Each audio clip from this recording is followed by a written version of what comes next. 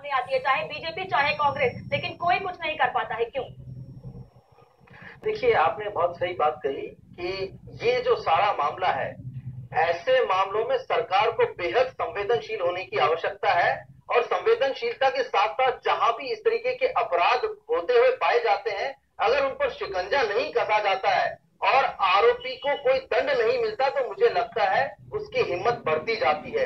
अभी सूरज जी ने कहा कि नवंबर 2014 में ऐसा मामला आया और उसके बाद हमने समीक्षा की और यहाँ पर ये कार्रवाई की, यहाँ पर हमने ये प्रणाली शुरू की।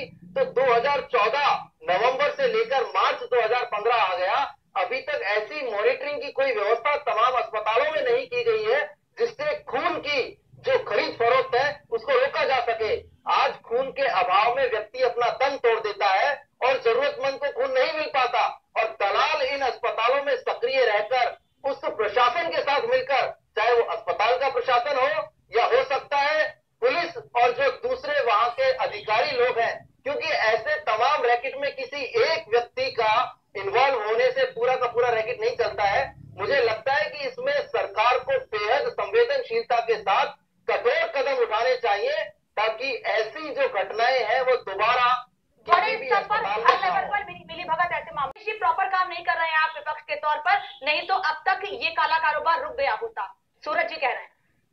देखिए, मैं इस बात का जवाब देना चाहता हूँ। सूरज जी जिस तरीके से कह रहे हैं कि विपक्ष की भूमिका नहीं निभा रहे हैं हम लोग, तो इन्हें जानकारी दूं कि अगर ये कहते हैं कि ये अगर पूरी सरकार और जो हॉस्पिटल से सर्विलांस पे नहीं होते तो ये पकड़े नहीं जाते।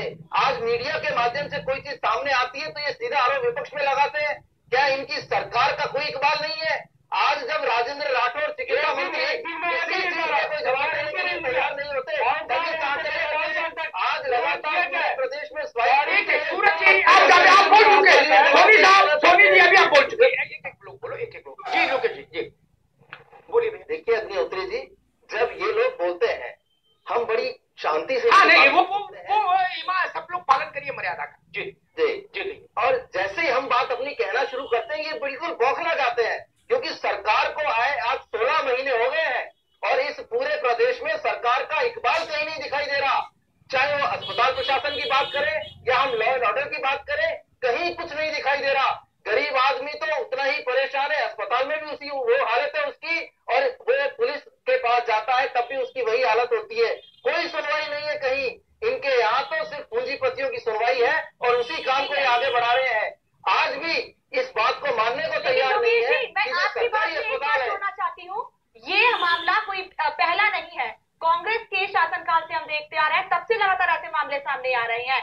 बात सही है, शुरुआत कहीं से होनी थी। अगर आप शुरुआत करते शायद आज रोकथाम लग जाती या कुछ कम हो जाता।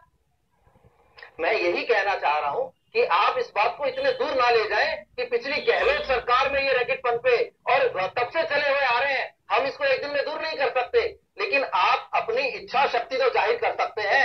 अगर 2014 में आपने कोई मामला पकड़ा तो आज आप देखो कितना लंबा समय हो गया, बावजूद उसके सरकारी अस्पतालों में इस तरह से खरीद फरोख्त हो रही है।